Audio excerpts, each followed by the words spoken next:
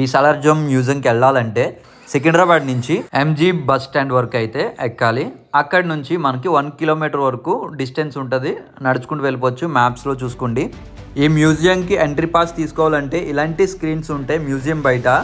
ఈ entry pass తీసుకోవడానికి ఇలాగ మనకి చిల్డ్రనా, అడల్టా, లేదంటే ఫారినర్స్ ఇలా ఆప్షన్స్ వస్తాయి. మళ్ళీ మీకు కెమెరా పట్టుకెళ్తే కెమెరాకి ప్రైస్ చూపిస్తారు. పర్సన్కి వచ్చేసి 50 రూపీస్. మొబైల్ కూడా తీసుకెళ్ళాలనుకుంటే కనుక అదొక 50 రూపీస్ ఎక్స్ట్రా పడుతుంది. కంపల్సరీ ఫొటోస్ తీసుకోవాలి ఇలాంటి చోట్లకి వచ్చినప్పుడు. అది కూడా తీసుకోండి అబ్బా. మనం ఏమైనా లగేజ్ కానీ ఏమైనా తీసుకొస్తే కనుక ఇక్కడ లాకర్ రూమ్స్ ఉంటాయి. లాకర్ రూమ్స్లో పెట్టేసుకుండి లోపలికి వెళ్ళాలి.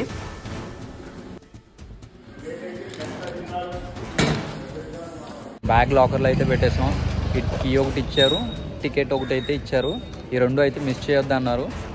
ఇవి ఇస్తేనే మనకి మన బ్యాగ్ మళ్ళీ రిటర్న్ అయితే వస్తుంది. పదండి మనం మ్యూజియంలోకి అయితే వెళ్ళిపోదాం. ఈ గేట్ ఉంది కదా, ఈ గేట్ దగ్గరలోనే టికెట్ కౌంటర్ ఉంటుంది. లేదు అనుకుంటే కనుక మనం ఇటువైపు వెళ్తే కనుక మనకి లాకర్ రూమ్ అక్కడ ఉంటుంది, టికెట్ కౌంటర్ అక్కడ ఉంటుంది. ఈ మ్యూజియం లోపల ఉన్న ప్రతి ఐటమ్ వచ్చి 1000 ఇయర్స్ ముందు నుంచి ఉన్నవి. ఒక్క మన ఇండియా లోపలవే కాదు, జాపనీసు, ఇంకా కొరియన్స్, ఇలా కొన్ని దేశాల నుంచి సేకరించిన వస్తువులన్నీ ఈ మ్యూజియంలో పెట్టారు. మనకి ఫస్ట్ చూసుకుంటే ఇక్కడ ఖడ్గాలు, ఇంకా ఇవన్నీ 17, 18 సెంచురీస్ క్రిందటి ఇవన్నీ మీకు చూపిస్తాను, క్లారిటీగా చూడండి.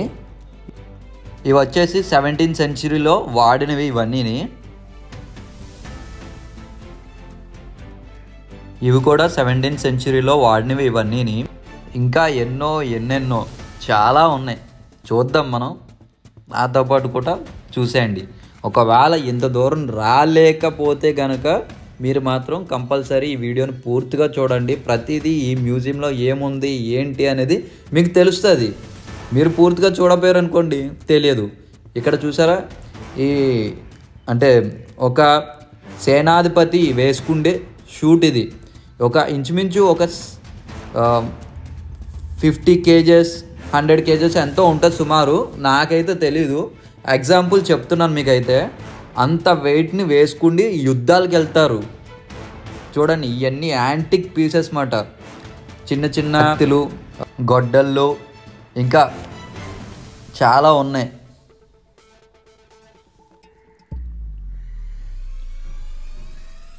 అప్పుడులో వాడే గన్స్ ఇవి. గన్స్ ఇంచుమించు షార్ట్ గన్స్లా ఉన్నాయి, అంటే డబల్ బ్యారలు ఇలా అంటారు కదా, అలాంటివి ఇవి. అండ్ ఇవి వచ్చి పిస్టల్స్ అండ్ చిన్న గన్లు మాట ఇవి. నెక్స్ట్ రూమ్కి అయితే వెళ్ళిపోదాం రండి. ఈ రూమ్లో ఏమున్నాయో. ఇక్కడ వచ్చి చేతు కర్రల్లా కనపడుతున్నాయి ఇవి.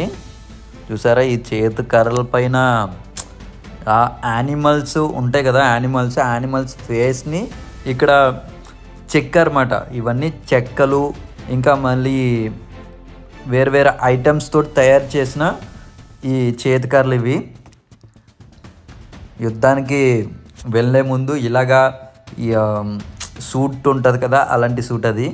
ఇది వచ్చేసి గడియారం, అప్పట్లో తయారు చేసిన గడియారం అన్నమాట ఇది. చూడండి, లోపల ఒక ఆయన డ్రమ్స్ వాయిస్తున్నాడు.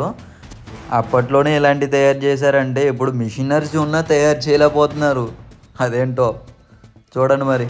అప్పుడు ఏం మిషన్స్ ఏమీ లేకుండా ఇన్ని చేశారు. ఇప్పుడు ఎన్ని మిషన్స్ ఉన్నా ఇలాంటివి చేయలేకపోతున్నారు.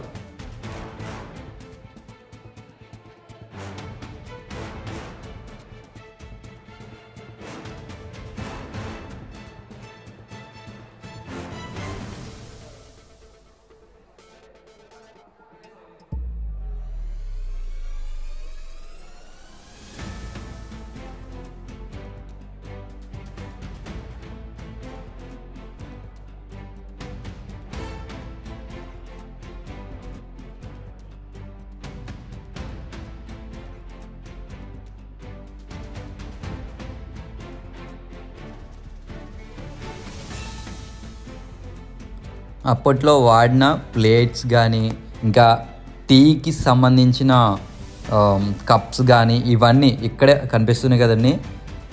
బంగారం ప్లేట్స్ అంటారు, వెండి ప్లేట్స్ అంటారు కదా, అలాంటివి ఇవన్నీ. అప్పట్లోనే ఇలాంటివి చాలా ఉన్నాయి. ఇప్పుడు చూస్తున్నారు కదా బయట.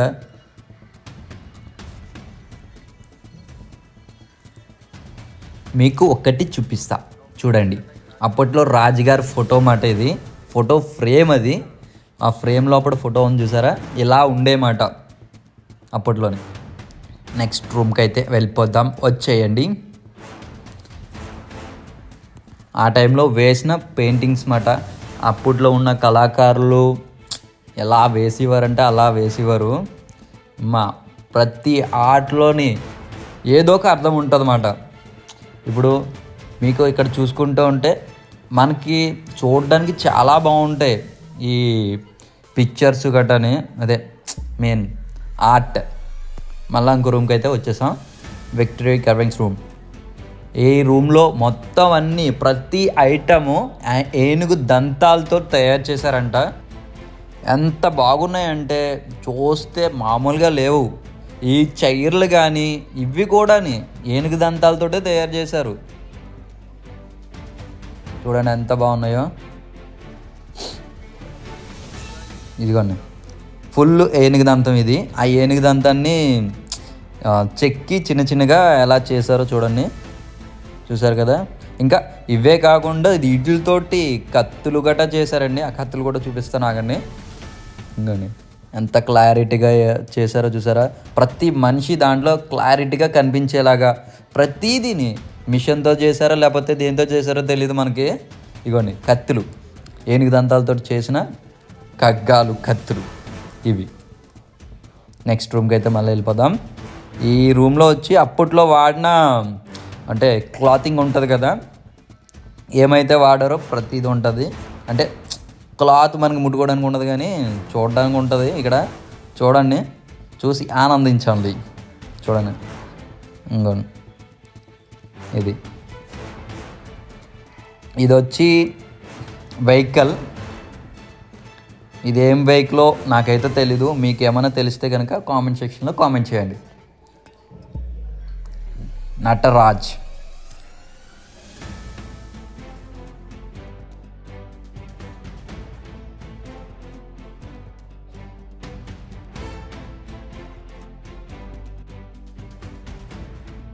ఇక్కడ తిరిగి తిరిగి అలసిపోతున్నాను అన్నమాట. ఇంకా ఎన్ని రూమ్లు ఉన్నాయి ఏటో నాకు అర్థం కావట్లేదు. ఇప్పుడు ఒక 20 రూముల వరకు తిరిగేశాను నేను. చూద్దాం, ఇంకా చాలా ఉన్నాయి.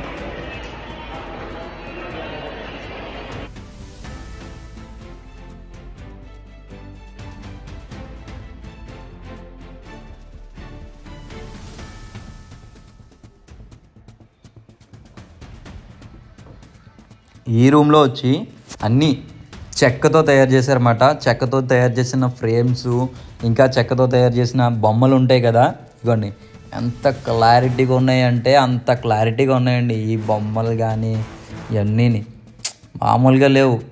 మీరు వచ్చి చూస్తే మరి మామూలుగా ఉండదు. మళ్ళా ఇంకో రూమ్కి అయితే వెళ్ళిపోదాం. ఈ రూమ్లో ఏమున్నాయి, మన కంట్రీ అయితే కాదు ఇవన్నీ, జాపనీస్లో ఇవన్నీ.